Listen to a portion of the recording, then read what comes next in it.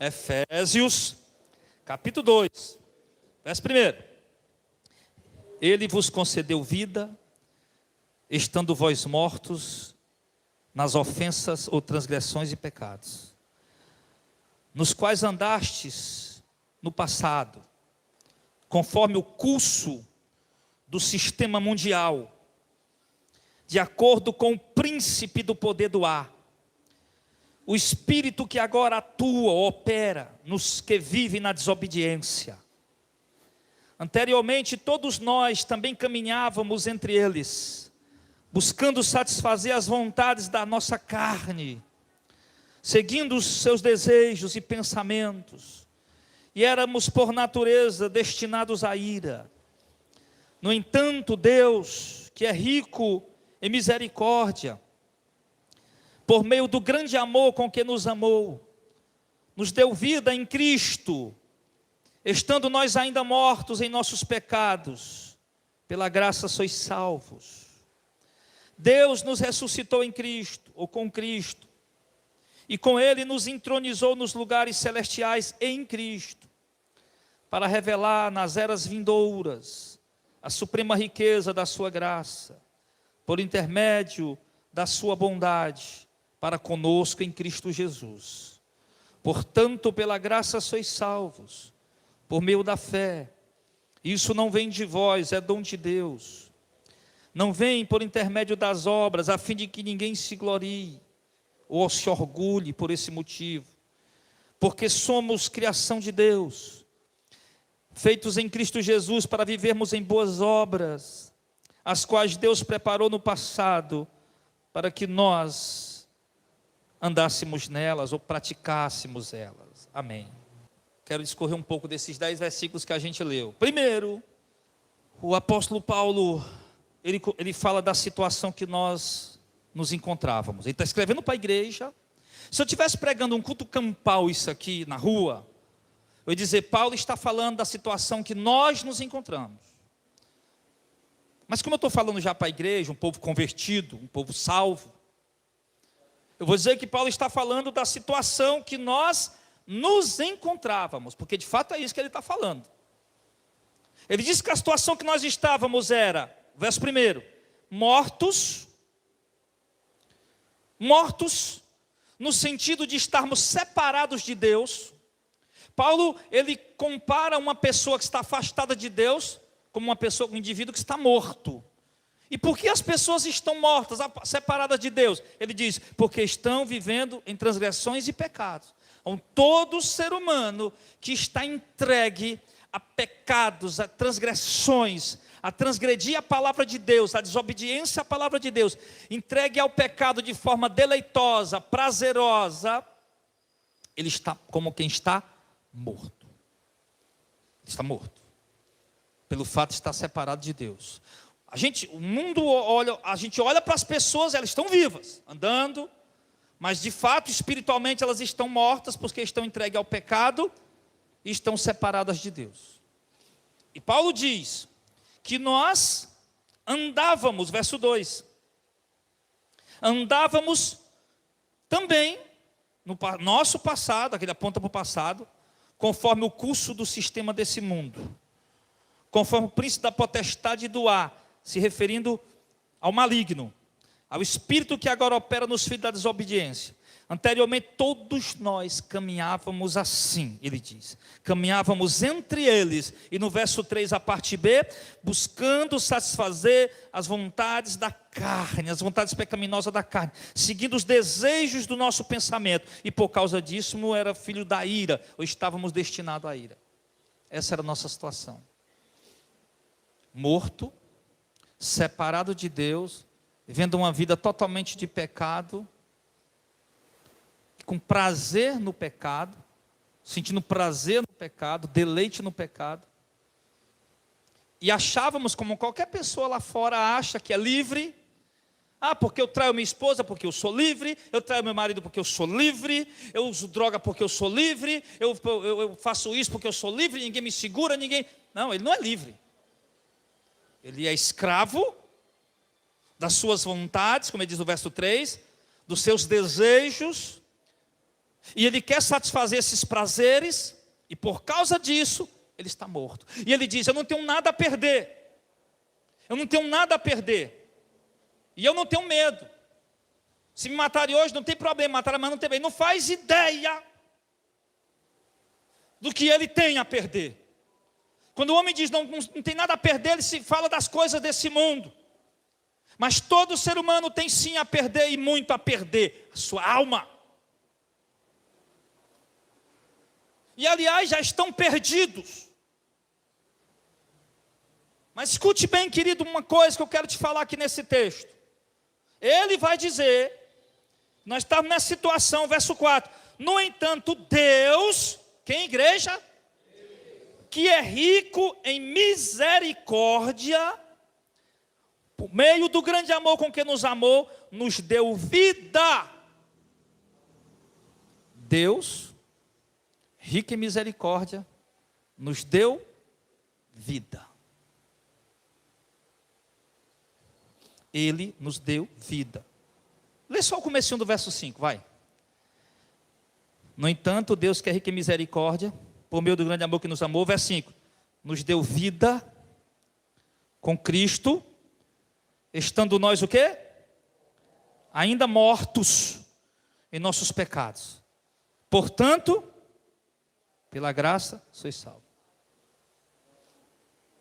Recapitulando, nós estávamos mortos, porque estávamos vivendo entregues à prática do pecado. Mas mesmo estando mortos, é isso que ele vai falar. Mesmo estando mortos, entregues à prática do pecado, ele, por seu muito amor e misericórdia, nos deu vida. Ele nos deu vida. Quem nos deu vida? Deus nos deu vida. Agora, deixa eu te perguntar uma coisa. Você vai a um velório. O morto que está no caixão tem um poder de dizer: vou levantar um pouquinho que eu estou enfadado e está deitado aqui. Ele tem um poder para isso? O morto está no caixão, no túmulo, mofado, frio, úmido. Ele tem um poder de sair dali e dizer: eu vou lá fora pegar um solzinho, porque eu estou enjoado desse frio aqui dentro. Ele tem um poder para isso? Pôs uma mosca no rosto do morto, ele tem o poder de levantar a mão e coçar? Não, por quê? Porque ele está morto, ele está na inércia.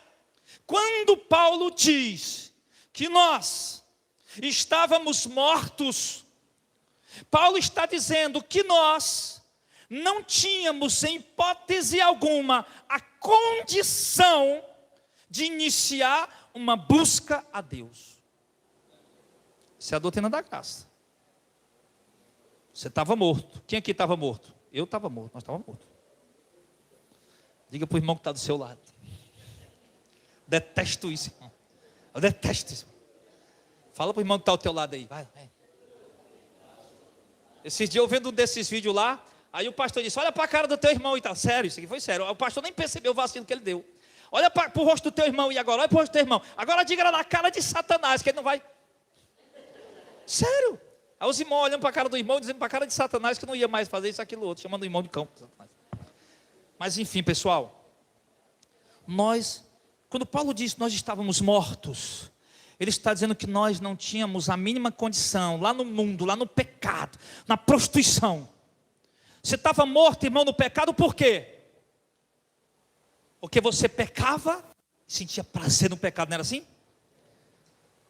Você se prostituía, fornicava e já ficava programando a próxima que você ia fazer. Ainda contava vantagem para os colegas, para os amigos. Você fazia um negócio desonesto, enganava alguém, enrolava alguém no negócio, ainda contava vantagem. Você fazia o mal, praticava o pecado, mentia, e já ficava preparando, programando a próxima mentira que ia falar. Você tinha prazer nisso, você estava laçado a isso. Não tinha como você se libertar disso, não tinha como você sair disso. Você tinha prazer naquilo. Você estava preso naquilo, seguindo o curso, como ele diz, o curso desse mundo, o sistema desse mundo. Você era um escravo, aprisionado. Aí, de repente, um dia, esse Deus, com muito amor, com o qual nos amou, cheio de misericórdia, como diz o verso 4, foi lá e se revelou para você, nos deu vida, estando nós mortos. O que foi que ele fez?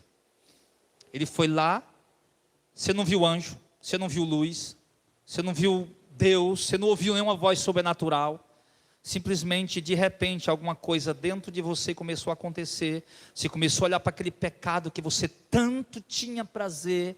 Você começou a perder, a se tornar insosso aquilo, a perder o sabor.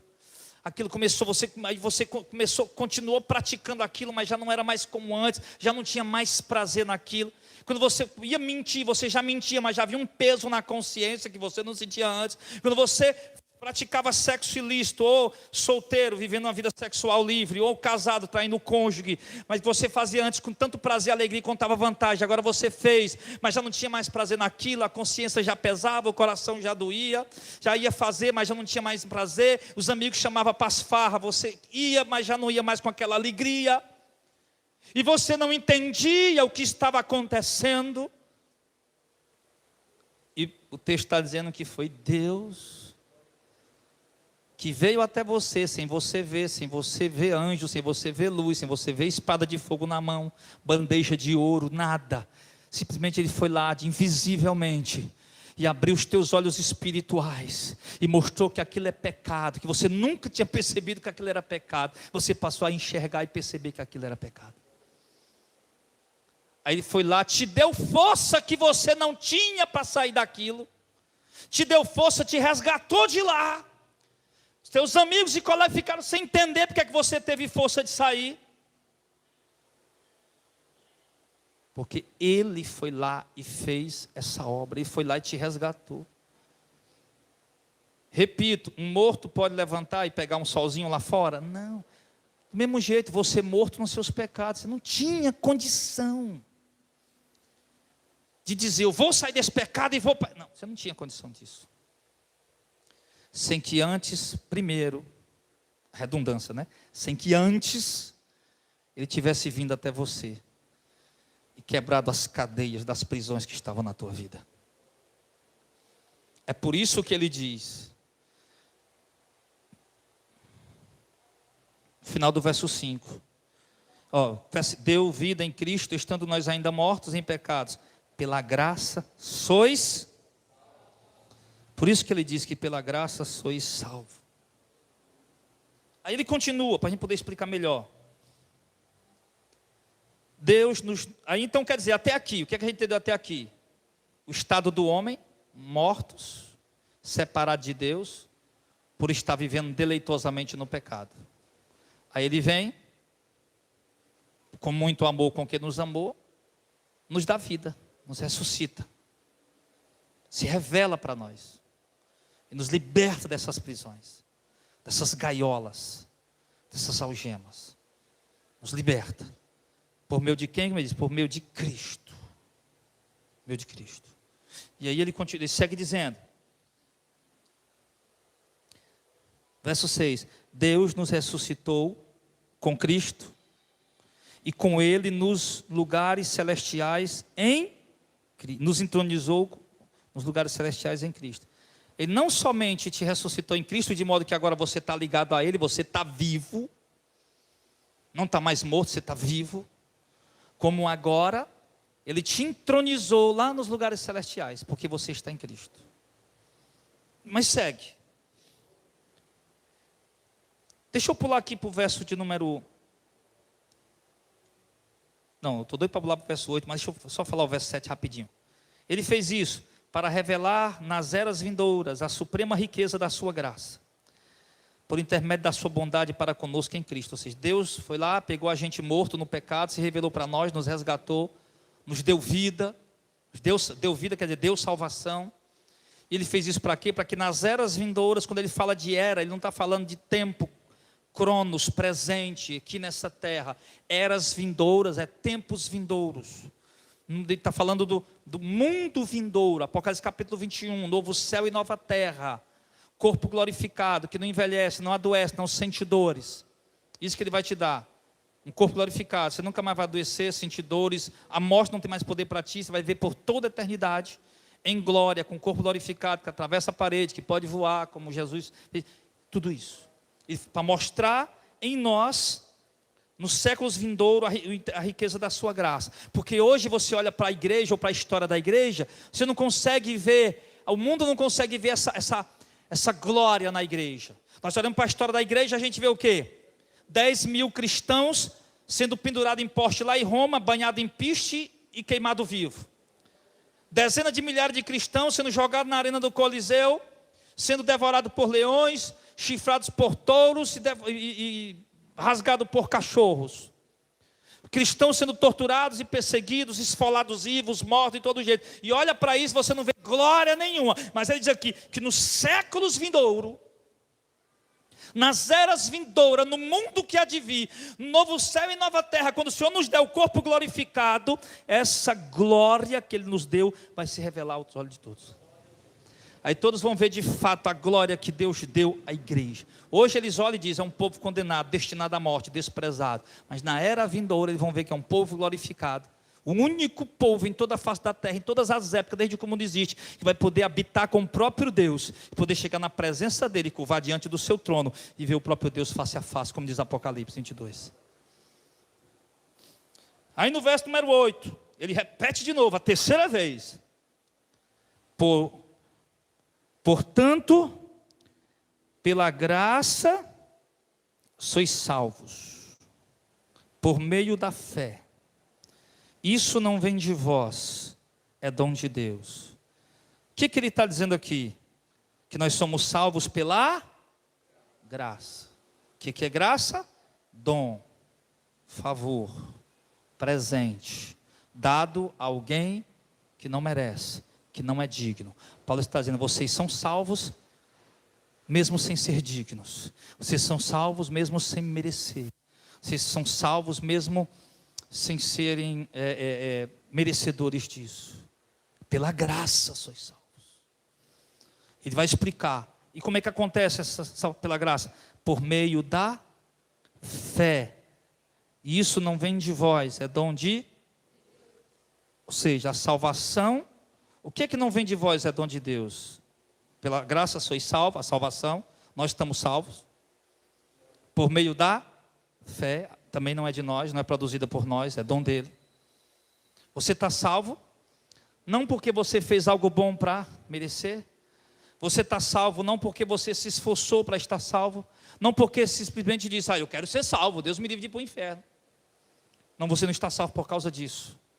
Você poderia vender tudo que você tem e dar aos pobres e morar embaixo do viaduto, embaixo da ponte, você continuaria condenado. Porque ele diz que o homem só está salvo por meio da fé, não vem de vós, é dom de Deus. Nós precisamos estar em Cristo. Você estava morto em delito e pecado. Olha como é que aconteceu a graça aqui, o resumão de tudo. Aí peraí, não vem de vós, é dom de Deus. Não vem das obras, verso 9. Para que ninguém se glorie, para que ninguém tenha orgulho desse motivo. Não foi assim. Eu estava lá no mundão. Eu criei porque eu quis. Não, porque ele diz no verso 8, verso 9, que é dom de Deus. Você creu porque Ele quis que você cresça. Se Ele não quisesse que você cresça, você nunca ia crer. Você jamais ia crer. Você já tentou explicar o Evangelho bem didáticozinho, como se ensina um bebezinho, para um católico mesmo, bem fervoroso? E você explicar, meu Deus, não tem jeito mais fácil de entender. E você terminar e continuar adorando as imagens dos santos, que eu respeito, mas não adoro mais. Eu adorei, eu respeito. Os santos eu respeito. As imagens não. As imagens a Bíblia diz que são maldição. A Bíblia diz que é maldição, eu não quero longe, eu quero distância disso. Você explica. Mas sabe, igual dando papinha na boca de bebês. Aí você pensa, agora vai entender. Aí ela termina de explicar, ela diz, mas a minha mãezinha Maria, a minha mãezinha eu não largo não. Por que é que ela não entendeu? Por que é que você entendeu? Você é mais inteligente que ela? Prega para o médico. Tinha um médico lá em Madalena, Júnior. É vivo ainda, Júnior, o doutor Francimar? Vivo ainda. Eu chegava lá no doutor Francimar, eu quero consultar. Ele sabia que eu era crente. Pois, Jadel, só eu e ele no consultório. Pois pregue para mim um pouquinho. Aí eu ia pregar. Às vezes a pessoa é doutor, é formado, graduado, pós-graduado, doutorado, fala, poliglota, fala outras línguas, viaja de um canto para o outro, mas você vai explicar para ele o evangelho simples, ele não entende. Aí você chega para um irmão semi-analfabeto, que mal sabe ler, ou que nem sabe ler, e você explica o evangelho, e ele compreende perfeitamente para dar aula em doutor. Por quê? Porque é dom de Deus. Pela graça sois salvo por meio da fé. Não vem de vós, é dom de Deus. Se Deus der, você consegue crer. Se Deus não der, você vai se esforçar, vai a Canindé a pé, vai para o Juazeiro do Norte a pé, vai pagar promessa, mas nunca vai conseguir crer. Sempre vai ter uma fé confusa, uma fé equivocada. Não a fé bíblica. Então, você não creu porque quis, você creu porque Ele quis que você cresça. Ele te deu o dom para você crer.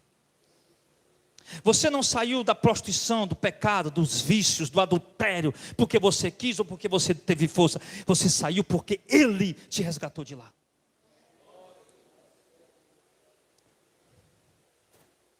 Um dia que nós entrarmos nos portões de pérola, e Jesus de braços abertos dizendo: vinde benditos de meu Pai, Mateus 25. Todos nós, nenhum de nós vai poder dizer: eu vim porque eu criei, viu Senhor? Eu vim porque eu quis crer. Não, porque nós vamos estar plenamente conscientes que nós só cremos porque Ele nos capacitou de graça, por misericórdia, para a gente crer. Só isso. Ele vai dizer: não vem de obras, para que ninguém se glorie, para que ninguém se orgulhe. Tem gente achando que está salvo porque faz boas obras, pode ter certeza, está condenado, não conhece o evangelho. Deixa eu te fazer uma pergunta.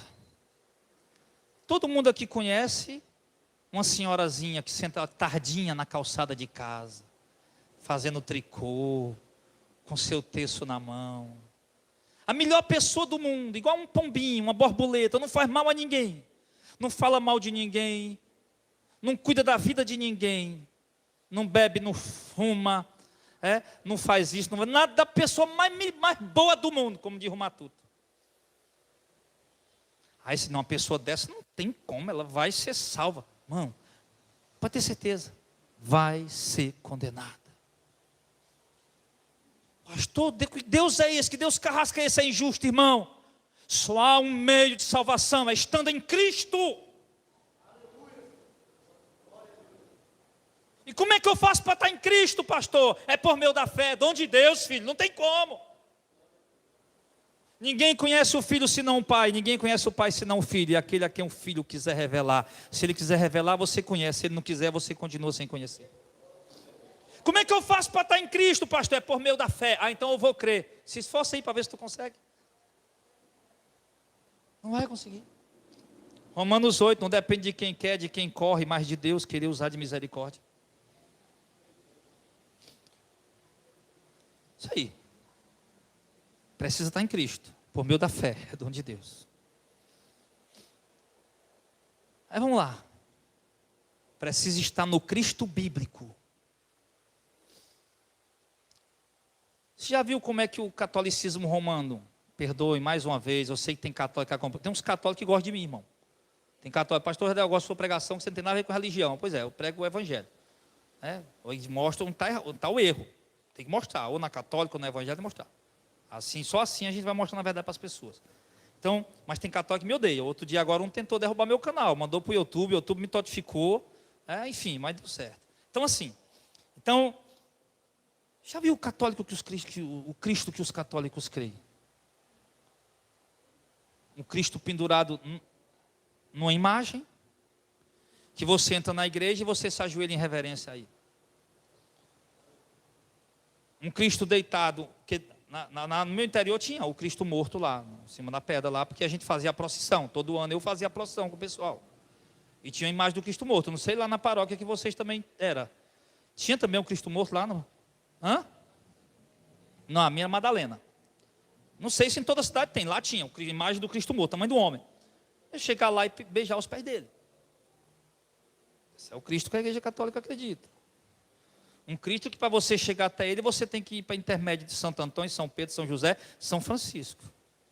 Esse é o Cristo. Então, eles estão em Cristo? Não, porque o Cristo que eles estão não é o Cristo bíblico. É um Cristo que você chega até ele por intermédio de outros que não pode te levar até ele. O Cristo que a igreja evangélica prega, ou pelo menos grande parte dela, é um Jesus que só te cura se você fizer a campanha. É um Jesus que só te dá um milagre se você colocar R$100 no envelope. É um Jesus que você não der o dízimo todo mês. Você pode estar desempregado, passando fome, mas se você não der 10%, ele envia praga de demônios devoradores na tua casa para tomar o que você tem. Isso não é Jesus bíblico. Isso não é o Jesus bíblico. Não é o Jesus bíblico. Um Jesus que distribui rosa ungida, lenço ungido, fronha ungida, e faz campanha de 7 semanas, 21 semanas, e geralmente tudo gira em torno de dinheiro. Esse não é o Jesus da Bíblia. Embora você pense que está em Jesus, mas não é, você não está em Jesus, você está caminhando para a condenação. Paulo alertou sobre isso, 1 Coríntios. Porque eu temo que assim como a serpente enganou a Eva, de alguma forma também os vossos sentidos sejam endurecidos. E alguém vai e pregue um outro evangelho que nós não temos pregado, anuncie um outro Jesus que nós não temos anunciado. E vocês recebam um outro espírito que nós não temos recebido. E com razão sereis condenados. Paulo fala de um outro evangelho, de um outro Jesus e de um outro espírito que engana as pessoas dentro de um sistema que a pessoa acha que está condenado, mas está salvo. Paulo fala disso. Mas você precisa estar em Cristo. E por que as pessoas estão enganadas assim? Porque ainda não conheceram o Cristo bíblico. E para conhecer o Cristo bíblico não é se esforçar, não é querer. Não é mudar de religião. Eu saí da igreja católica, vou para a igreja evangélica. Trocou 6 por meia dúzia, meu filho. Continue na igreja católica. Só sair da igreja católica e para a igreja evangélica não vai mudar nada na tua vida. Tu vai continuar caminhando na perdição, para a condenação. E agora vai ficar mais liso, porque pensa num povo para pedir dinheiro. Vai ficar mais pobre. Então fica lá na tua igrejinha católica mesmo, adorando o santo lá, e rezando para o purgatório e tudo mais lá, que já vai ser condenado mesmo. Pastor Jadel, você está julgando? Não, eu não julgo ninguém, né? A palavra julga, né? Ela que está falando, né? Eu. Não vem por obras. Não vem por obra. Para nenhum de vocês se gloriar. Escuta isso aqui, principalmente os crentes da internet. Não vem por obras. Não é pelo que você fez, não é porque você se esforçou, não é porque você perseverou. Se você conseguir perseverar até o fim, foi Ele quem te deu a graça para você conseguir, não foi você que conseguiu. Se Ele não te der graça para perseverar, meu irmão, você fica no meio do caminho, não vai chegar lá nunca. Por isso Paulo diz que isso é graça. Isso é pela graça sois salvos, é um favor. Paulo está dizendo, pela graça sois salvos. Ele está dizendo, filho, Deus está fazendo um favor para vocês. Vocês estão tudo condenados, vão tudo perecer na eternidade. Mas pela graça, Deus está fazendo um favor, dando salvação de graça, sem vocês fazerem nada. Ah, mas eu criei. Creu porque Ele te deu a capacidade para crer. Se Ele não tivesse te dado, você não tinha crido. Então, pastor, mas e as boas obras? Ele vai falar no verso 10 para finalizar.